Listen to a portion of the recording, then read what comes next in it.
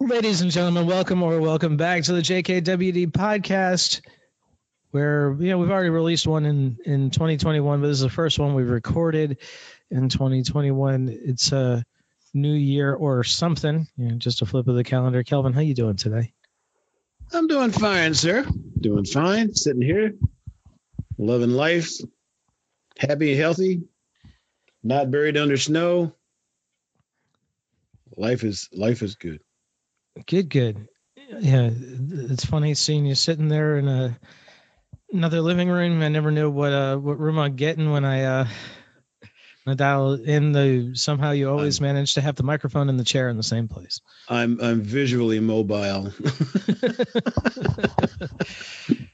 Really, there's just a big old room here, so the chair stays here, but the room rotates around so I can have a different view.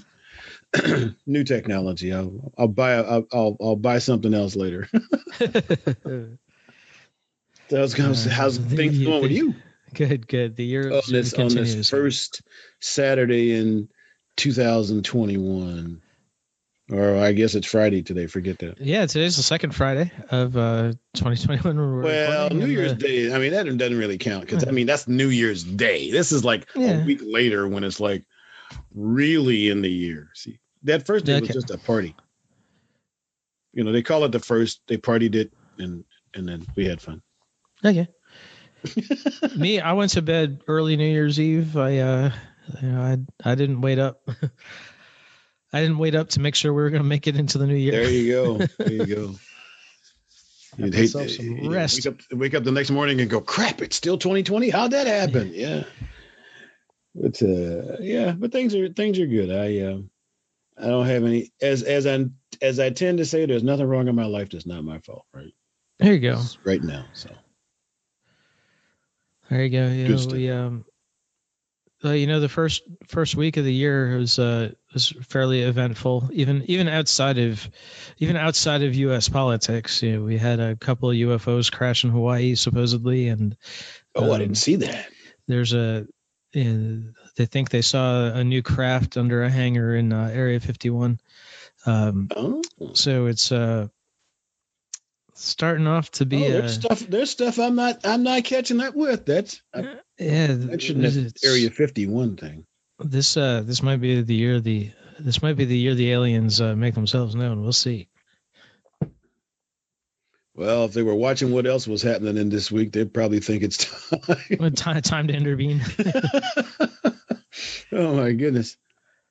It's been a week. We're brought to you today by Vitamin K Daily. Philosophical supplements for your attitude, health. I almost made it. Good. Wake up every day, Monday through Friday. Get your daily dose of positive from the Prince of Positive himself, Kevin P. Wrinkled Sr. Start your day off with a box full of awesome. Get 4 weeks free now by going to vitaminkdaily.com. Sign yourself up. After that, just $24.95 a year. If it turns out it's not for you, just cancel anytime during your 4-week trial, and you will not be charged. Correct. 1 red cent. vitaminkdaily.com. Hey, we have a guest on the podcast today, and this was a really interesting conversation. His name's Matthew Ferry. He's author of Quiet Mind, Epic Life. He grew up in wealthy circumstances and thought that wealth would mean happiness, and he turns out, guess what? Nope. So he set about trying to figure out how to build an epic life, and he found that Quiet Mind was the right way. And we talk a lot about a lot of stuff in this podcast. We do. Excellent. Wide ranging, all over the place. Yep. Yeah. Even kept me quiet for a while because I was just listening to what he had to say. And, shutting me up is a chore.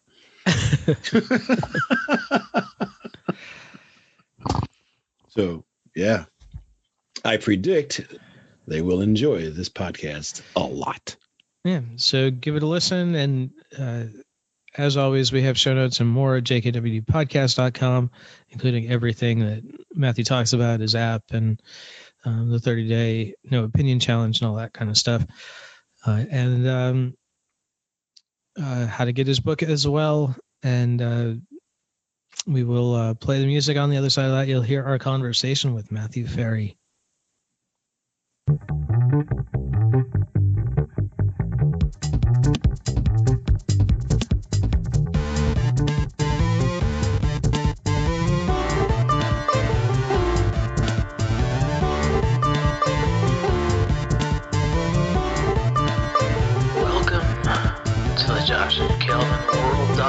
Podcast, where we talk about better humanhood and teach you how to dominate your world. You ready? Here we go. Well, welcome. Thanks for being here. Thanks. Before we go too far into the story, let's just have you introduce yourself to our audience and your mission, and let us know why that's your mission. Oh, awesome. Okay, great. My name is Matthew Ferry, and I am a spiritual teacher, a songwriter, producer, and author of best-selling book, Quiet Mind, Epic Life. And my mission is very simply to assist people in getting their mind to go quiet so that they can live an epic life. And that's my mission because from an early age, I was plagued by the anxieties and negativity in my own mind. And very early on, I decided that I was going to figure this out and do something about it. And ultimately, I created a process by which I could myself come to a state of peace, and then taught other people to do it. And my mission is just to expand that as far as I can. You said early on, are we talking 7, 8 years old, or early actually adulthood? 9 years old. 9 years old, okay. 9 years old. Yeah, I was having these crazy moments. So I had asthma when I was a kid, and my mom used to make this. And my parents divorced when I was 8, and my mom used to make these sort of little asthma tents. So I would sleep under the kitchen table, and she would tent the whole table and put a humidifier under there and a little light. And I would read books before I went to bed. And, the hum of the humidifier and the dim light and reading would put me into these trance-like states. And I had these experiences where I felt like I was leaving my body, like I was floating up. I don't know if I was, but that was what I felt like. And the bliss and the peace was so profound, was so intense that when I would go back into my body, I would literally break down and start crying. I wanted to get back there. And that drove me. I mean, very early on in my life, I started to think to myself, like, how do I get back there? I would try drugs, I would try sex. I was in bands, so I was trying to be a rock star. I was trying to be adored. I mean, then I went into business. I made all this money, and I tried everything possible to get back to that bliss and that peace. And it turns out there's nothing out there that makes it happen. It's all a contextual framework, and that took me into my mid-30s before that really started to gel for me, where I realized, oh, wow, it's all me. I don't need ayahuasca. I don't need meditation. I don't need any of the things that my teachers told me that would work. In the end, they were just temporary. What you really needed was a sheet, a kitchen table, and a humidifier. Yeah, exactly right. Well, in the end, what I really needed was a perspective that acknowledged that all is well, and that anything that implied that all wasn't well was just an opinion. And it turned out that opinions are the source of all suffering. Yeah, we're both. I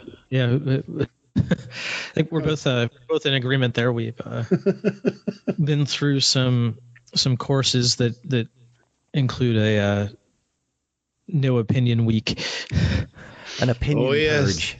Yeah, and listen, right now, opinions are the name of the game, and with social media, while social media is a phenomenal tool, it's still in its infancy, and it has brought out the worst of our survival state, and pride, pretending like you know, giving your opinion on things that you don't have any idea about, you don't actually have any, there's no merit in your opinion. Those kinds of things, while they are phenomenal for giving you just a momentary hit of chemicals in your body, the long-term effect, of course, creates stress and anxiety and conflict and strife. So I wrote a blog post called "Going on a 30-Day Opinion Diet." People should check that out. Ours wasn't 30 days. We were just a week, wasn't it? Yeah. Yes, but we had to start over if we give an opinion. So sometimes it won't be 30 days. If you are not a recognized world expert on the subject, you have no opinion on it. And if you are, you don't get to give it that week. Which is not easy. Right? No, it really themselves, those are survival strategies. So opinion, if you look back on the evolution of our species, like being able to develop a hypothesis and then play it out and share it with others, actually has done tremendous good for our world. But we're in a world now where, the vast majority of people living in the first world countries are going to die because of what they eat and because of stress, right? It's heart attack and cancer. It's going to kill almost everybody. And even if you try to kill yourself, you're probably going to have a whole bunch of other people intervene. Like, even that's hard to do. Killing yourself is hard to do. Yet the opinions that we are giving are constantly about trying to save the world and make it better and prove that I'm right and show you that I know what I'm doing, so that you give me some kind of esteem, so that I get favor, so that I can then survive longer. We are in the middle of, we're recording this about 9 months into the 2020, now 2021 coronavirus quarantines. I know all of us are in different places, so we've had various different experiences of things being open and people going out, but we've never had, in my lifetime anyway, a time where there's more opportunity for quiet. We're all just stay home. Most of our work is being done online.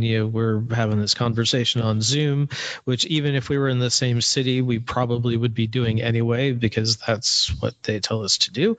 And yet it seems like there's never been more noise around. How do we choose to just ignore that noise and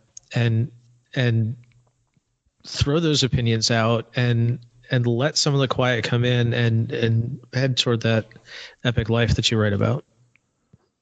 I think it's a phenomenal question, and a quest that many of us are actually on. We're on the quest for finding the peace and the joy and the flow in the middle of the chaos and the disasters and the sort of the wrecking ball that has run through our society today.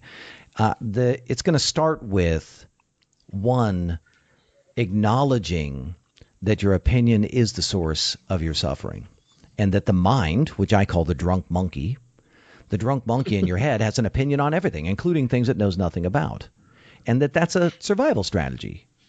And if you can start to say to yourself, my mind is not my friend. This drunk monkey in my head, it's not on my side.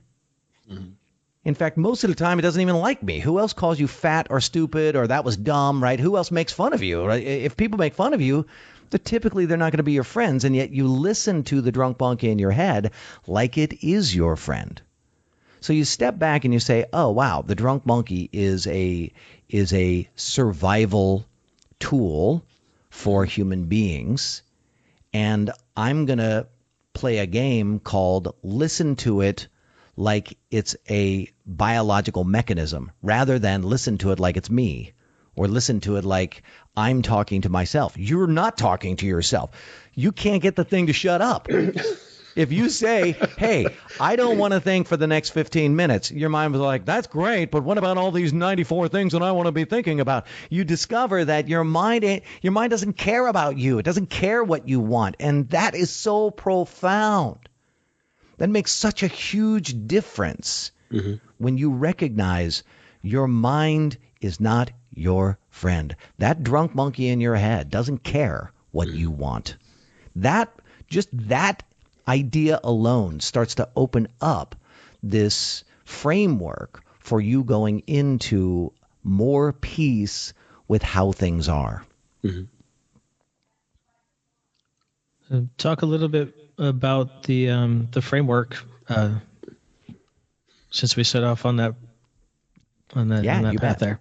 Yeah, so the framework is something that I have called the rapid enlightenment process. And it's a proven 4-step process to get your mind to quiet down. So you stop getting so worried and stressed out. You can focus on the things that are important to you. You can take action on the items that matter. You're no longer paralyzed by the insanity. And there's 4 steps to it. So step 1 is what I just said. You want to be aware of the drunk monkey in your head. The drunk monkey actually has 6 modes that it operates in. I call them unconscious reflexes. Wow. And by naming the drunk monkey and naming its reflexes, it actually helps you to disassociate from it. So that's number 1. Step 2 is something, and I would say that if we're being honest, that first step would be essentially an aspect of mindfulness. So I want to nod to that. I think that that's really, really valuable, mindfulness. But I did mindfulness. I went to Tibet. I meditated for 17 straight days. I had the awakening. My mind went quiet. I came home and my mind went bananas again. And that was in 2006. And it took years to understand how is it that I can be aware of my mind, but it still talks. It still bothers me. It still stresses me out. And it was an insight. And that insight is really step 2. And the insight is that there are motives. The drunk monkey has a motive to talk, to judge, to mentally beat you up. And I call those the 10 hidden motives to survive. So it's greed, grudge, hatred, victim, illogical rules, humble, traitor, pride, resistance, and lazy. Those are phenomenal evolutionary advantages that we have developed as a species over time. But when you see that pride is running, suddenly you can choose something else. But if you don't see that pride is running, you just give your opinion, give your opinion, give your opinion, give your opinion, get all dressed up, look good, try to impress all the people who aren't looking at you. Hatred. Go ahead. Oh no, I just love that line right there. Try to impress all the people who weren't looking at you. That was good. That hit my funny bone right there.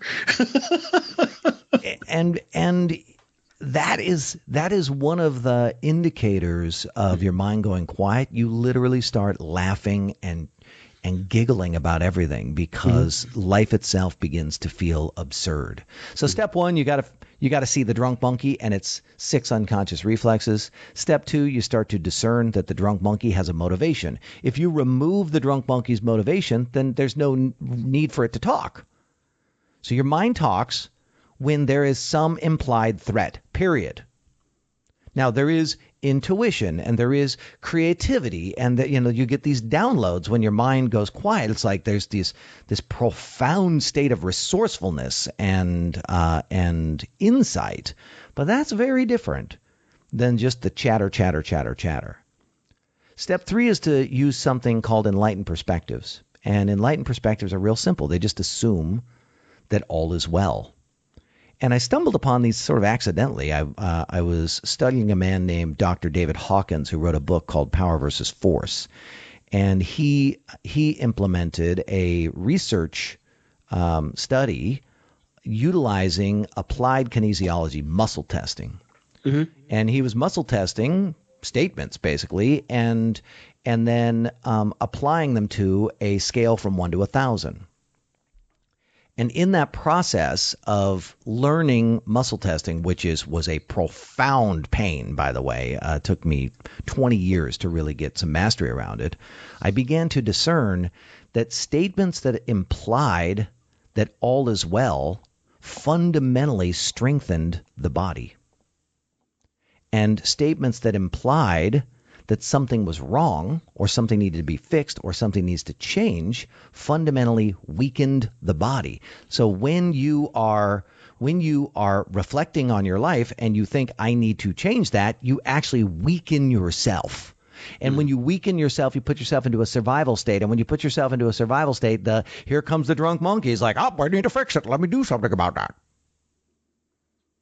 So aligning with these enlightened perspectives is mind-blowing. This is why ultimately I coined the phrase rapid enlightenment, because prior to that, the possibility of a person going into an enlightened state appeared to be, like if we're looking at the Buddhist or Hindu traditions, then we would say, wow, it's like, 1 in a million, and it might take you lifetimes to get there. And I just thought to myself, why and how? And I've always thought of myself as a spiritual hooligan. And I have like a deep belief that all rules are lies. But I go about trying to figure out what those rules are by doing them 100%. Like, all right, I'm going to follow this rule 100% and see what happens. And just putting it to the test. And so many of the traditional things that we've been taught, I haven't been able to prove out of myself or the thousands of people that I've coached. So enlightened perspectives, that's number 3. And then number 4 is actually a process called recontextualization. And that's very simply taking the input of your life and then recontextualize it. Essentially, it's the skill of shifting your context, your perspective, and doing it in such a way that the way you describe it creates the implied all is well and strengthens you, empowers you. So recontextualization is just a skill that you use because, like we were saying before we started the recording, or maybe you started the recording back then, I don't know, that I was raised by a man who was exceptionally success driven.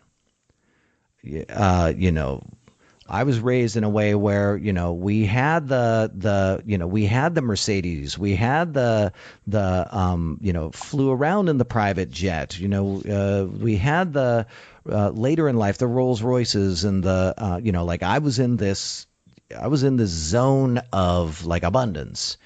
And what came along with that were a tremendous amount of dogmatic ways of thinking, prideful ways of thinking that turned out to be very weakening. Mm-hmm. They weakened me and anybody actually who thinks about them in that way. And so practicing these recontextualization processes helped me to essentially, let's call it reframe things in a way that created more peace and more flow. Acknowledge that all is well. So those are the 4 steps of the methodology I talk about in my book, Quiet Mind, Epic Life. By the way, I'm going to buy that. No, I'm going to send you one. Cancel. You're going to send me your address at the end, and I'm going to send you guys one. Awesome. Thank you. I have, I've been spending a lot of time, I won't say a lot of time trying to do that, doing the mindfulness thing. A couple of books I've read that actually made a difference, talking about the voice of the subconscious mind, having its own mind, not necessarily having anything to do with what you want to do. And in that process of listening, one of the comments was, as soon as you are able to observe the workings of your mind as you would the antics of a small child, you're getting a handle on it. Completely agree. So, I've had times to the extent that I have practiced that, I mean, I've had times when I hear old what'd you call him? Drunk monkey. I hear drunk monkey having a good time, and I just tell him to just shut up. Sometimes that works, and then sometimes he gets sneaky. He is a sneaky little bastard, for sure. So this is I mean, I'm locked in on this. This is right where. Well, Kelvin, I pet my head a lot. Oh, drunk monkey. I pet my head. I know. You're so scared. I relate to the talking in my head more like a pet. Right. And I operate, like you think about a little dog, right? Little dogs are just yipping and barking and constantly threatened. And for decades, that is what my mind was. Mm-hmm. Now, my mind is mostly quiet now. I'd say 95% of the time. I don't really have any thinking in my head that isn't something that I have like summoned or said, okay, now I'm going to focus on this particular thing, and we're going to utilize the mechanism to my advantage. But that took a long time to get there, and I really have worked diligently to shorten the process. I think I have an advantage over most people who are in my industry, and that advantage is that I've been accountable. I've been accountable for producing results. I've been working on Wall Street since 2003. Prior to that, I was working in my family business, which was real estate agent training. Mm-hmm. And so 1993, I started coaching people on the phone. And my job was essentially to help them to get results. Now, back then, I was teaching them business. Mm-hmm. But slowly but surely, I started to realize, my God, the mind is really getting in the way here. I'm telling you what to do, then you're not doing it. What is happening here? And, of course, it took my side project, which was me working on my own personal anxieties and fears and doubts and concerns and negativity. That's what I was working on personally in the background. And it started to move it to the foreground. And I started to assist people in getting their fears and their doubts and their concerns to quiet down so that they could actually do the things that they knew would produce the results that they wanted. That was my training ground. And so ultimately, everything that I do becomes systematic. So and it's not systematic like hopefully it'll work. It's not conjecture. It's not maybe it'll work. It's like, no, this is what works, and I get paid to make sure that it does. And I think that sort of accidental luck is going to make a big difference in the world as I continue to expand and get this methodology out there to people. Like people are going to, pretty much anybody can take on this very simple system and get their mind to go quiet. And, I've proven it over and over and over and over and over to myself. Next is the science. That's going to be done inside of the Center for Rapid Enlightenment, which is our 501c3 that we'll be launching in the next couple years. I was going to ask you about a little science. All the stuff that's coming out on, neuroscience and what the brain does and the amygdala and all this other stuff. How does that play into your knowledge, your teaching, and your methodology? It's a great question. I'm going to speak to you using potentially scientific terms, but I request that you do not listen to me like I'm a scientist at all. I'm a practitioner, right? Like I'm a guy who's accountable for getting results, and that's it. Mm-hmm. And how I get results has not been scientifically documented or demonstrated just yet.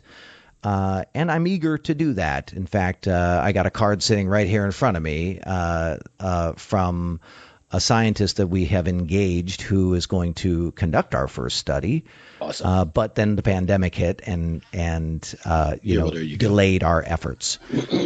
So we're engaged in that. But let's go back to this idea of the amygdala. I don't know exactly how it plays in, but here's what I will tell you. Utilizing the applied kinesiology, muscle testing, and it's very simple. For our listener, it's like this. You make a statement, and then your buddy pushes down on your arm. So you put your arm out like this, you make a statement, your buddy pushes down on your arm either stays strong or you can't keep it up, the muscle fails and it goes weak. It's so unbelievably simple. And we don't know what it means per se, other than there are certain ideas that create weakness in the body, and there are certain ideas that create strength in the body. And one of the things that we have, and when I say we, I have about 40 students who are really into this, that we all collaborate. We've been developing the methodology together, essentially. And what we've seen is that sometimes the testing doesn't actually work. And what we have discerned over time is that the testing doesn't work when somebody is in a threatened survival state. I think that that's going to be the amygdala is somehow activated. And when it is activated, everything is strong. So if you're a guy, everything's strong. Or you're just like, I'm going to power through this and make sure that I don't get hurt, right? And for females, generally, right? So it's not, I'm speaking in general terms here. Sometimes it's the opposite. Females, generally, everything is weak. Everything is weak. Positive statements, negative statements, uplifting statements, terrible everything's weak. And what we have seen is that person then needs to step back, get themselves back into a peaceful, all is well state. And then when they are back in a state where they recognize that all is well, then their testing works again. And we assume at this moment, because we have not done any science on it, we assume at this moment that is related in some way to the activation or the deactivation of those stress hormones, those survival states that get activated in the body, aka the amygdala. What I found, it's been a while since I tried the applied kinesiology. Yeah, we can call it muscle testing. No, we had that too. I like to sound smart, So the applied kinesiology. Applied kinesiology. What does that mean? Yeah. It's muscle testing. What I tried that on myself. What you just told me was I can't do that to myself. You can, but that takes way more practice. Yeah, because it's like, oh, well, I know I'm supposed to be testing it, so it's going to stay where I put it. So this is going to be true. So I kind of fake myself out and null and void it. It'll take you a year, Calvin. It'll take you a year. I have a training that I do specifically on that because I would like to have more people in our tribe basically putting everything to the test and calling BS on anything that we do. Like the number one goal that I have is to prove that what I'm saying is wrong. And so I like to surround myself with people who are committed to investigating and being curious and discovering. And so I have a training called the Muscle Testing School that we do that teaches people how to muscle test on themselves.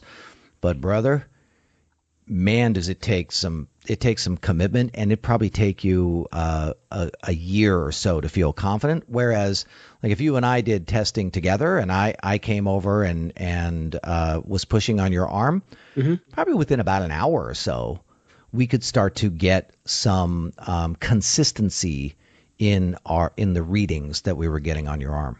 Oh wow! So it even takes a while to calibrate it.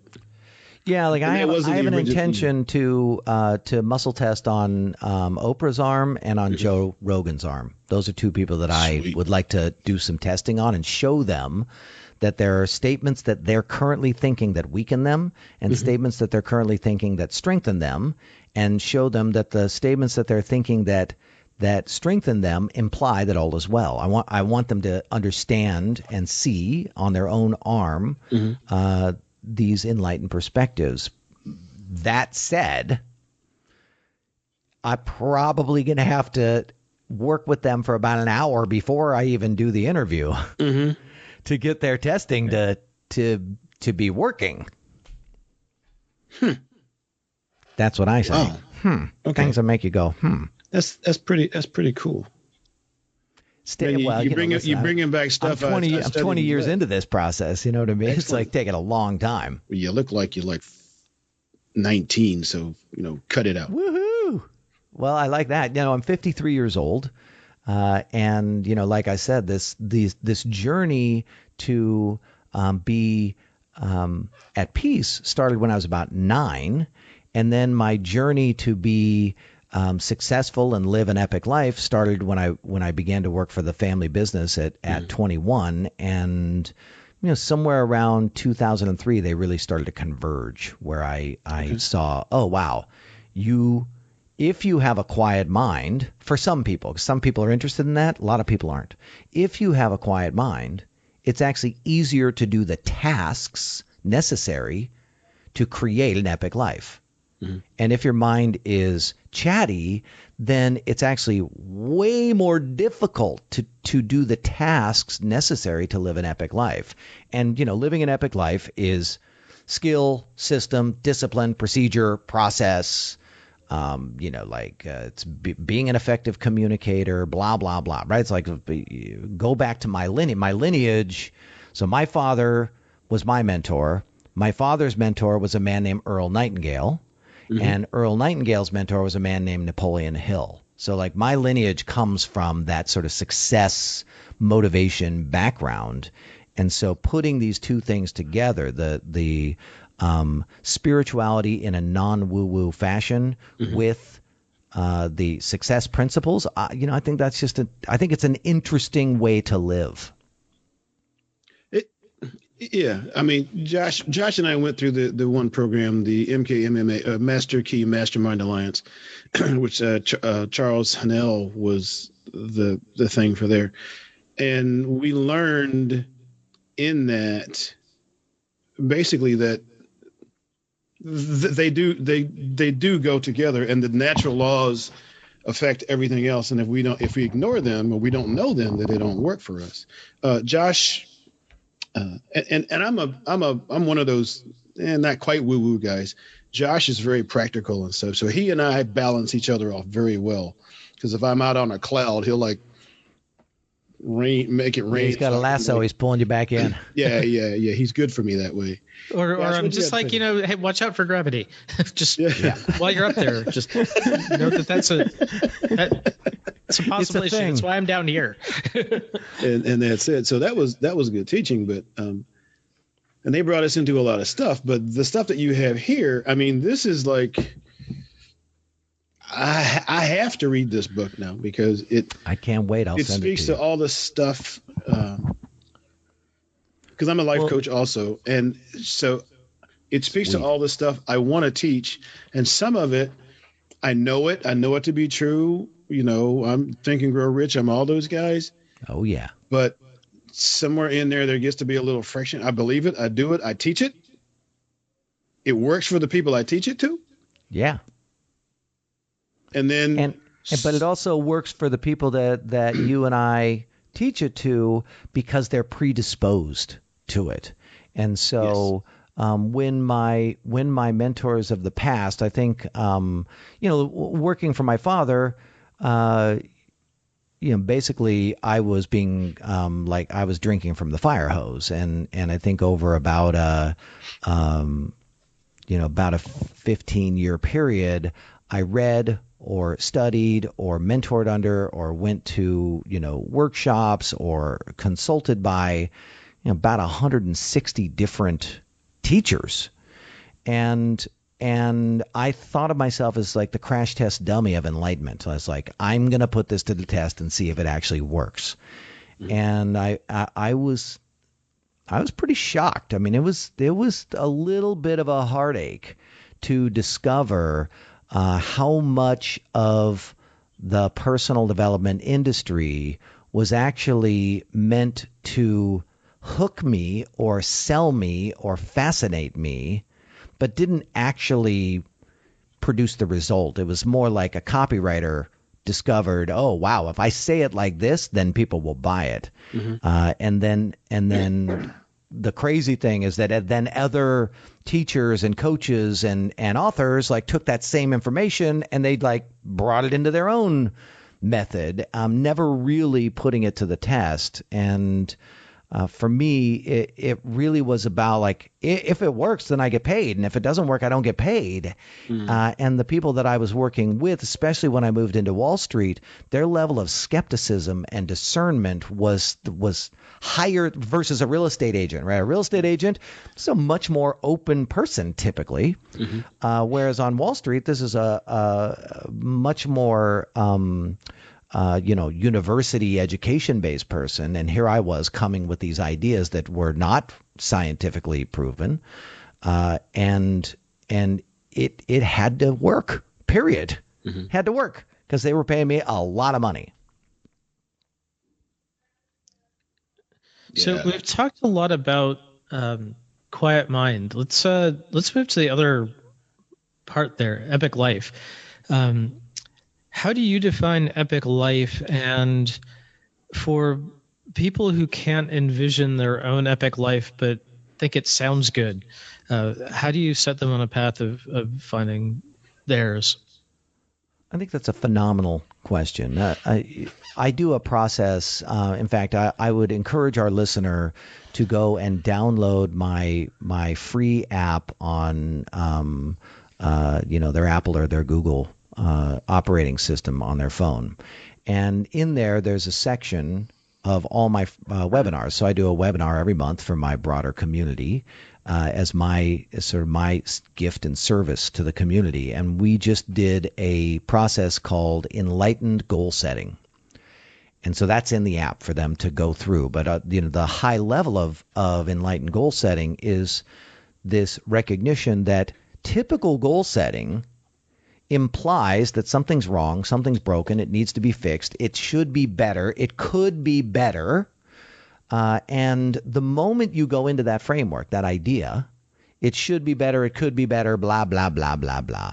The moment you go into that idea is the moment that you now activate a survival framework. And what I found after being a guy who helped people to design their goals, their objectives, their dreams, their business plans. I've been doing it since 1993. As a guy who's been doing it for a long time, what I found is that most people end up on what I call the treadmill from hell.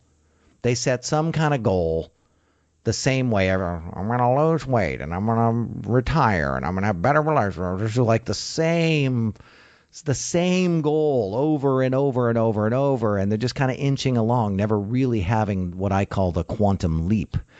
And the quantum leap actually begins to occur when you step back and you discern what is the criteria by which you think success would actually happen. And it turns out that the criteria has nothing to do with the results.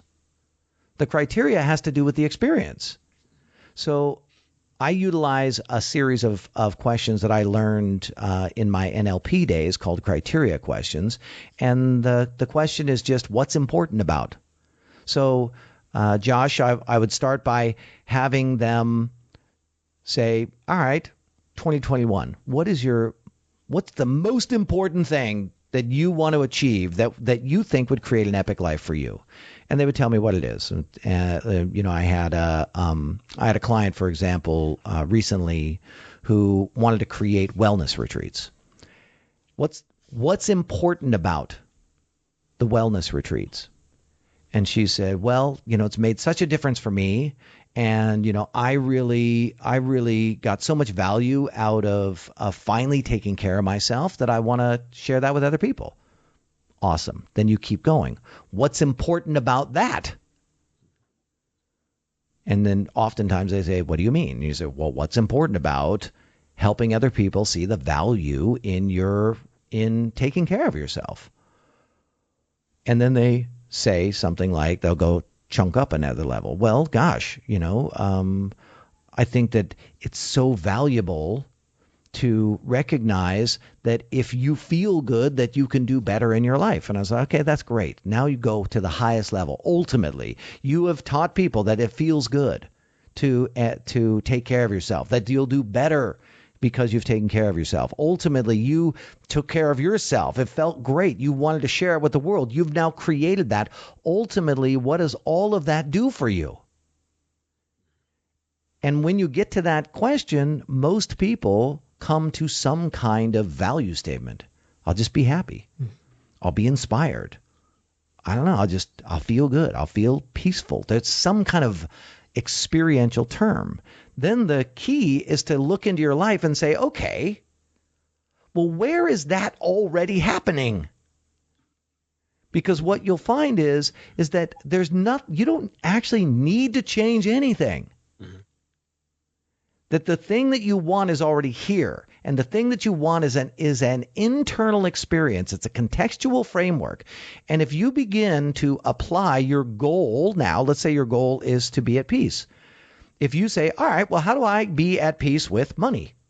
How do I be at peace with my relationship? How do I be at peace with my body? How do I be at peace with my family? If you just start to apply that now to all of the things that you would normally say, I want to change, suddenly you have this incredible set of quantum leaps occur because you're relating to it like, I'm going to produce the result that I really want rather than I'm going to change the world so that hopefully it changes how I feel.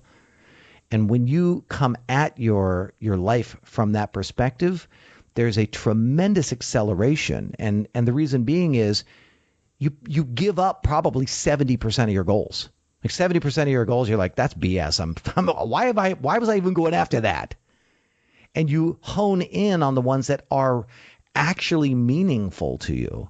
So you're able to focus. Then because you have worked on quieting your mind, you're not resisting that you really suck at a whole bunch of stuff. And that because you suck at it, you could learn to not suck.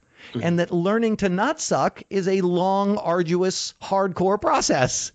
And because you are in a state of non-resistance, you can go through that long, hardcore process and come out the other side being effective in some new area. Mm-hmm. That was a little complex, but there you go. Oh, I was good with that. Yeah, me too. And I was good with that. I'm maybe this comes from our Trading in the Master Key program, but we were taught to identify what they called personal pivotal needs, and what it really drills down to is what's important to you, and then if your goals aren't serving the things that are fundamentally important to you, why are they your goals? Get rid of them, and find new goals, right? So that makes perfect sense with the drill down method that you were talking about. Start with, why is that your goal? If it turns out it's not important to you, maybe you got to find another goal. But if it is, let's really get you the skills to get there. And if you're really motivated to do that because it's meaningful to you, then you won't have any problem acquiring those skills. It'll just take the time that it takes to acquire them. And then there's a whole set of practices that you do along the way where you begin to discern that the drunk monkey takes your goal and says, when that goal happens, life will be better. Therefore, life sucks now. And now you are experiencing some sort of fret, some anxiety, some frustration, upset. You begin to apply arbitrary standards and rules to yourself that fundamentally turn you into a victim. And they turn you into a substandard human being, even though none of that is true and the whole thing is a figment of your imagination. But the drunk monkey's job is to, quote, motivate you, provide you with a motive for action. And the rapid enlightenment process is about transcending the drunk monkey, transcending the thinking so that you enter into a place of inspiration, which is essentially being filled with the Spirit to do something. And when you are filled with the Spirit to do something, you're unstoppable. And you fail, boom, succeed, right? Because that's what success is. Success is a series of well-managed breakdowns and failures. Mm-hmm. So what's your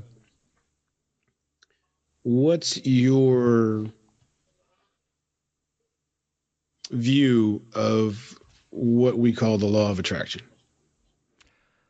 Well, I'm third generation. We, really fourth generation. We did hear a little bit about it in Think and Grow Rich. But my father's mentor, Earl Nightingale, his best-selling album, right, LP, first best-selling spoken word album in history. Yep. The punchline was you become what you think about. Right. And then I was insatiable with Jerry and Esther Hicks back in the 90s when they first started to. I still got a little bit of them. I think that their idea set is just phenomenal. As I implemented the ideas of the law of attraction into my own life and really encouraged and worked with my clients like on hand-to-hand combat every single day, day in and day out, to have them apply the law of attraction in their own life, I began to have an insight.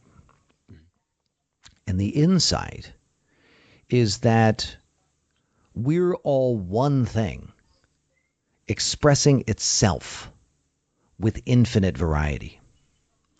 And that the idea that I had an idea and now I'm going to, pull it to me turns out to be an illusion. That I am the idea expressing itself. And that the idea is an iteration in consciousness, and that consciousness is some sort of oscillation that is occurring, and that as that oscillation occurs, there are these anomalies. It spits. It's sort of like a fractal. And as the fractal, the information comes into the front of the equation and spits out the back, it goes right back into the front again, and it iterates. And what I've found is that if you begin to transcend the idea that you are the creator, but instead you are being created, your ability to invest your mental, emotional, spiritual energy into the ideas that are coming through is much more pure. Because it isn't necessarily about you and your capability. Mm-hmm. It is that I am an aspect of creation, creating. And in that, which by the way, if you muscle test the law of attraction, most of the aspects of it cause you to go weak. Which was very disheartening, by the way, when I first stumbled across that. Extremely disheartening. But then it had me start to say, well, then what would be a more strengthening way to think about it? Not because strong is better and weak is worse, but more like in physical structures, a strengthening structure functions and a weakened structure malfunctions. So how do I get to a functioning state with this set of ideas? And ultimately it was surrendering to, I am the idea expressing itself. And the more I align myself with those ideas, the more empowered I become. It's just the next iteration, right? So I'm standing on Jerry and Esther's shoulders, and with deep and profound respect for the methodology that they brought, and if we're being honest, that methodology of the law of attraction has pulled millions of people out of apathy and powerlessness and put them squarely into a state of being responsible being a creator, for themselves, and absolutely, I applaud that. Yes. Well, thank you for not making me rethink that one, buddy. I'll tell you. Yes. Really, seriously, because it did a lot for me. Me too. sometimes when you get somewhere and it's working for you and you change, you probably cover that in your book someplace. If it's working for you when you stop doing it, you're short-circuiting yourself in that way. You've got something in Quiet Mind, Epic Life that explains that, right? Help me understand what you mean, because I felt like there might have been two concepts that I understood there. So just clarify it for me. Well, you may be doing something and being successful to all your definitions of being successful. And then for some reason, you change what you're doing and you either take a break and fall back from that. I mean, I know a lot of people, including myself, who have been doing phenomenally in an area or two, and then all of a sudden we're not doing that anymore. Yes. So what the success was before, even though we may have loved it, is no longer, we're doing something else that is just really not doing that. So there's a couple things so really what we're talking about here is the contextual framework. Well, what's the context that I will hold that gives me power in the situation? And one context that is so important is that this too shall pass, that everything will be transcended, 100% of all things. There was a time when I was meditating for 4 hours a day, and I was experiencing so much ecstasy, so much bliss, that I felt like I was riding a roller coaster and doing the best drugs in the world and having sex and eating cake and ice cream. And it was just like, woo! And I just never wanted that to end. And then guess what? One day it just stopped. And there was a lot of heartache as that transitioned. But it was important for me to know that the next stage was not ecstasy, but the next stage was unity. And that unity had a void quality to it, a nothingness to it. And so there was a recognition, that the only constant is change. And that as much as I would like to be the same and implement the same things over and over and over and always get a result, I mean, let's be honest, the three of us are men, and all we have to do is look at our relationship with women, or if we're gay, with our partner, and we start to see like, oh wow, like I found the one way to turn my partner on. Now I do that over and over and over, but eventually it stops turning my partner on. Well, guess what? It's the same thing for us. Like I found the one way to experience this successful result. I do it over and over and over, and then it runs out of juice. It stops working. And that's just the nature. That's just the nature of we are evolving. Consciousness is evolving. Humans are evolving, and we're evolving rapidly right now. It's freaking a lot of people out, but we are evolving, and destruction is the beginning of creation. So you cannot create anything without destroying something. Destruction and creation are the same thing. So when things start to fall apart, you want to start to get excited. When things stop working, you want to get excited because now something new is emerging. And the emergence is through the rearranging. Creativity is taking what is there and rearranging it in a new way, which means I took what was there and I destroyed it and I made it into something new. Love it. Be in a state of acceptance. Practice total and complete acceptance of yourself, of all situations and all people at all times. And as you do that, you don't put your head in the sand. You are at peace with that every human being innately thinks they're right about everything. And there's nothing wrong with that. That's a phenomenal survival strategy. There's nothing to resist. What is that? What is that from Esther? The law of allowing. Exactly right. The law of allowing. I want you to know I'm standing on the shoulders of my mentors in so many ways, other than maybe the hidden motives. I think the hidden motives is to survive. That's something I've never seen in any other training, literature, coaching, support. But other than that, I would say that I'm just a shortcut to the library of what works. Sounds good to me. Well, yeah. I know that we are coming up on time here. Now, I want to get down to our dreaded question. Is there anything that you would hope to talk about today that we haven't gotten to? I think you guys are nailing it. I think probably if we just go to like the most fundamental thing about a quiet mind, I think that I would say it like this, that really a quiet mind is essentially a mind that's in the present moment.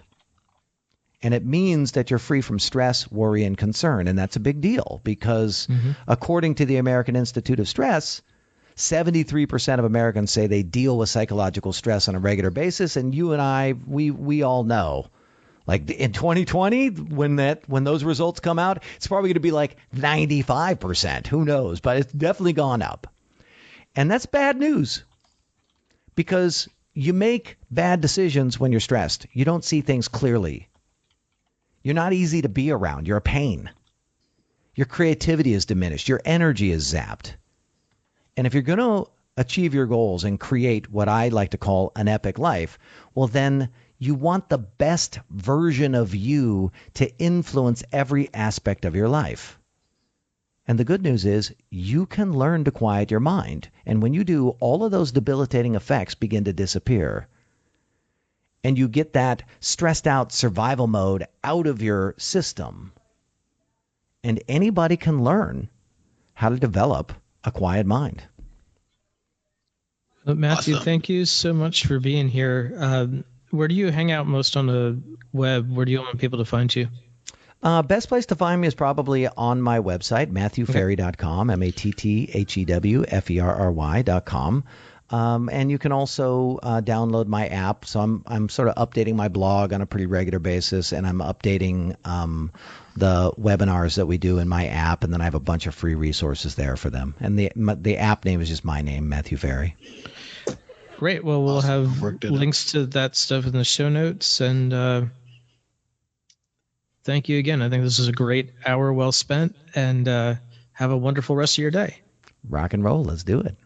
Take care, sir.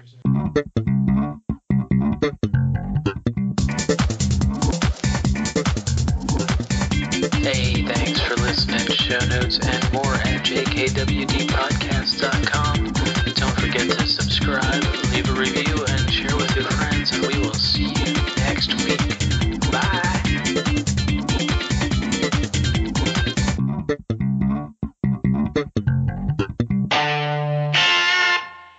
A Better Humanhood production.